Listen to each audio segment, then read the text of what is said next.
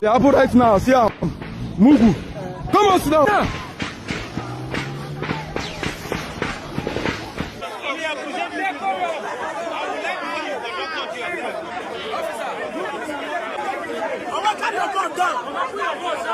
Yesterday, they still kill our brother. We not see who walk like go meet. That is why we come police station, come they protest. Now na police station we dey. We don't tire. The damage done to our offices here, and it was unfortunate. And by the grace of Almighty God, those who cause this harm to us will not go scot-free. They should be calm. The security agencies are around, the policemen, and all the enforcement agencies, they are around. It's better that you people releasing Nnamdi Kanu and release Simon Ekpan. Let Southeast be calm. It's a promise and it's a vow. They know you. You don't know them. They can see you. You cannot see them.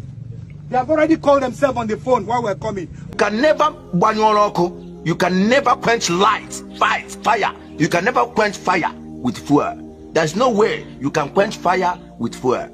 Releasing Nnamdi Kanu, release Simon Ekpan. Only but 2 minutes, even 2 seconds. 2 minutes is even too much. 2 seconds. Everywhere will be calm in Biafra land. Sulu don't just leave work when supposed to do the pursue Biafra. I don't know the reason why in the pursue Biafra. I beg make person drop opinion at the comment section. I just know the reason we be say every time in they talk about Biafra, every time you get waiting in the benefit from Tinubu we be saying never tell us. Because the other time in they sit down with Tinubu, they laugh with Tinubu, which shows that Nnamdi Kanu where they carry and go Sokoto. Now they know the reason. Now them their hand there for Nnamdi Kanu for being in detention. No two ways about it, because the way they take arts right now. In fact, this particular video go expose everything. I won't play you the full video of everything where they go on. Listen to this video, pay attention, watch this video from the start to the end, and make sure you share this video to all Biafra so that they go see what thing they go on, so that they go they aware of the injustice where they go on. Share this video right now so that you don't go forget. Now the only one I fit take encourage support us. Don't forget to click the subscribe button for more updates. Share this video right now. You called the market closure executive rascality. What specific legal or constitutional line did Governor Soludo cross? Oh, thank you very much for that question. Executive rascality refers to unethical behavior, especially by people in positions of authority, and is also about abuse of authority. Now you ask the question, what is the constitutional breach? When you are trampling on the rights of innocent citizens, of our brothers and sisters who are traders in the Shaman market, is an infringement on their fundamental human rights. If they choose, they can stay home. If they choose, they can come out for their business, especially when their life is at stake. This is a normal human instinct. Safety first, safety and security. You have to earn the confidence of the people. You have to earn their trust. They have to be sure. I mean, I won't see a place where there is a potential crisis and I want to go there. But if my goods are destroyed, or lives are lost, who is going to compensate me? That's a good point. But if the law, yes, and you also teach criminology, so you've got a good sense of the law. Yes. If the law allows temporary closures for public order, which the law allows, where exactly does legality end and abuse begin in this case? There is no disorder. There was relative peace in Anambra State, at least as of last week. The traders did not show up on Monday because of the regular sit at home. Why don't you find an alternative means? I suggest non-kinetic approach. You don't use this approach of force. Yeah, but the governor had essentially said that things had returned to normal. Okay. that there was no longer any need for a sit-at-home. He's the executive authority. Okay. He's the chief security officer. And he's declared that there is no longer any need for a Monday sit-at-home. I mean, you also argued that this is collective punishment. Oh, sure. It is the responsibility of the government to restore normal economic life. And you're saying that you would have done it differently. Yes, because first of all, the first responsibility of any responsible government is security of lives and property. Indeed. Yes, and when you declare that the situation has returned to normalcy, you have to also allow the people to feel it. It is the people that you're leading that would, that would come out confidently to say that, look, we are safe and we can come out. Especially... Yeah, but if they don't turn up on Mondays, how are they going to know that they are safe? Well, if you go on the social media, you will realize that a lot of traders are speaking up. You know, at Forsad, we are the voice of the voiceless. We speak up for the masses.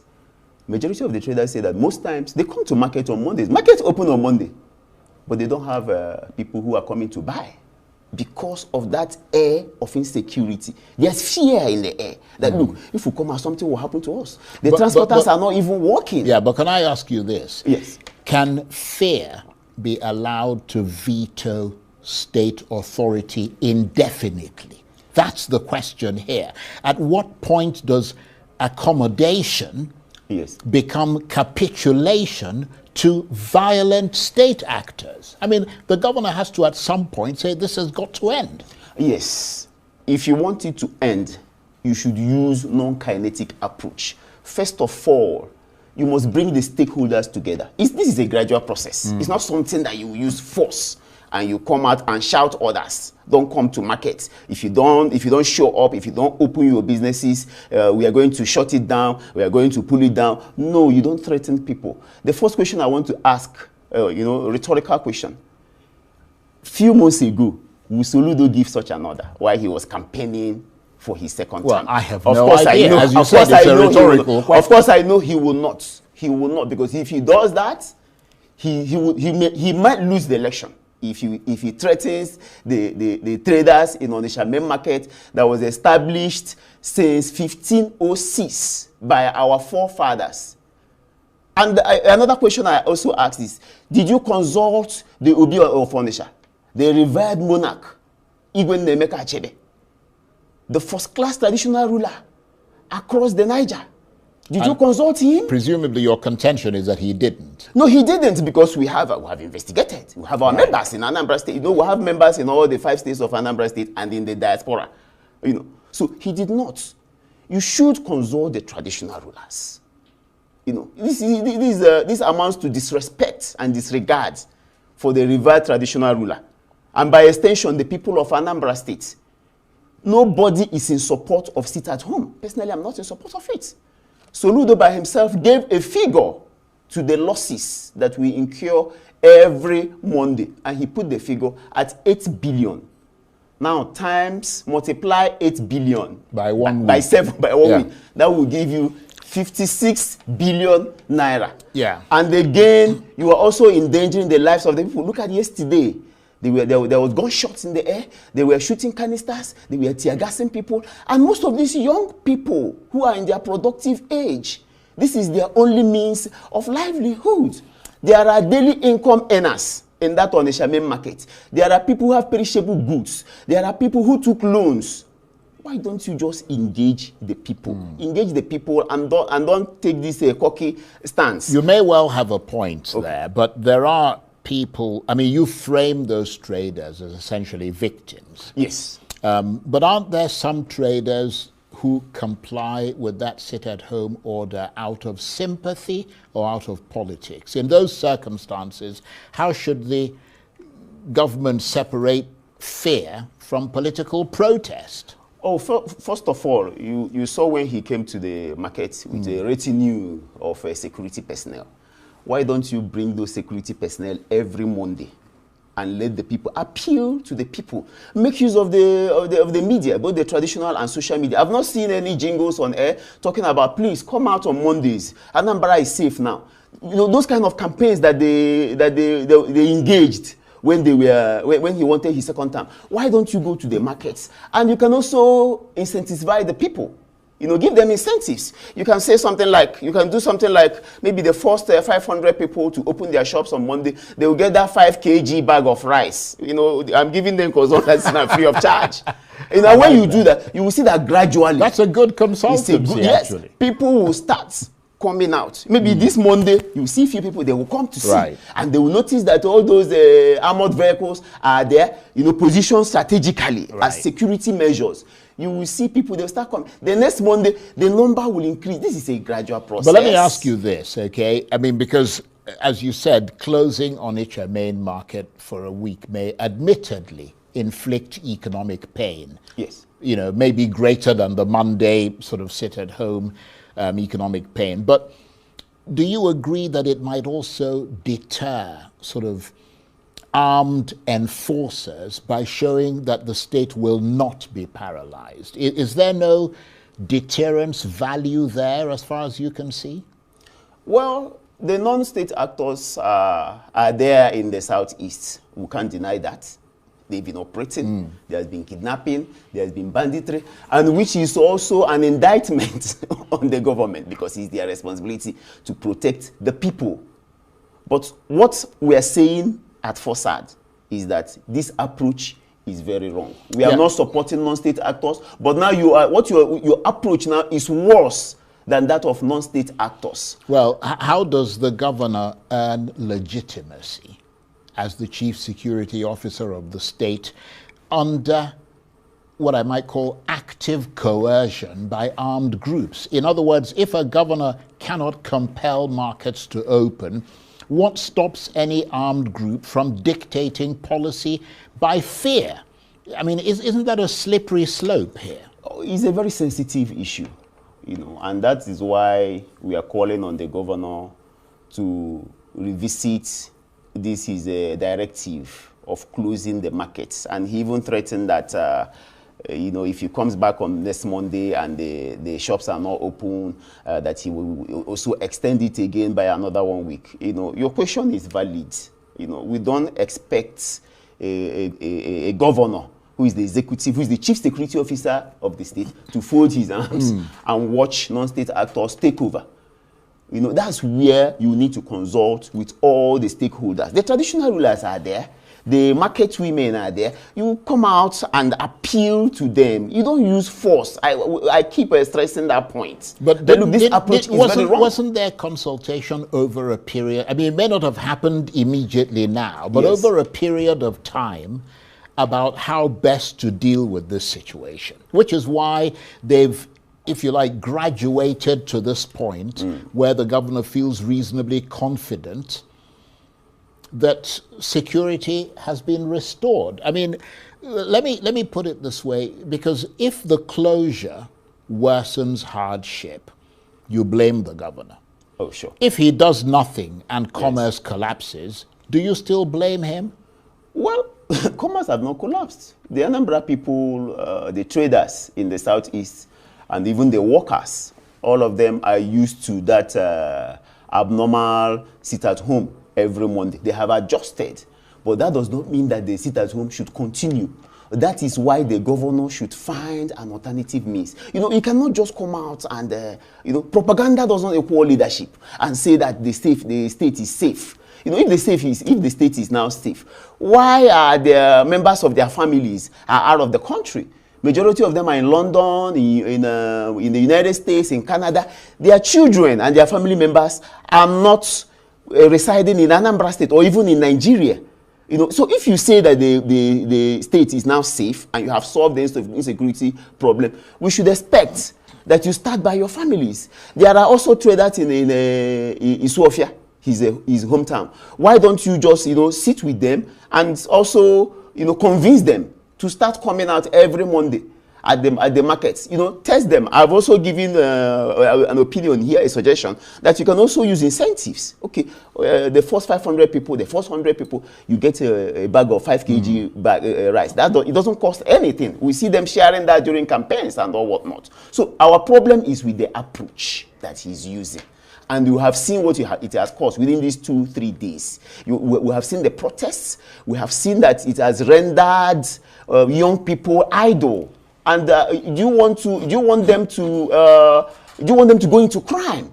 Because what gives rise to crime is idleness, unemployment. And now these people have created businesses for themselves, created a means of livelihood, which the government has not done.